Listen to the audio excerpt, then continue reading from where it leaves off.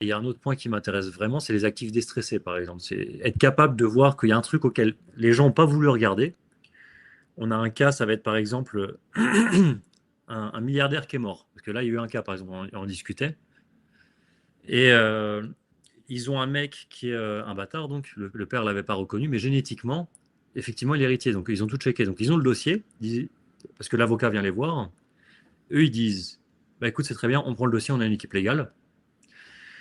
Ils parlent avec le gars qui est héritier, ils lui disent, ok, bon, ils étudient tout le truc. Ils contactent les autres en face et ensuite ils disent, bon, écoute, en gros, la valorisation Est-ce que là, c'était combien le mec? C'était du 700 millions, un truc comme ça, quand Ouais, même, c'est parce solide. qu'il c'est quand même solide. Et en gros, ils lui ont dit, bah écoute, nous, on te rachète tout pour 50 millions, tout de suite.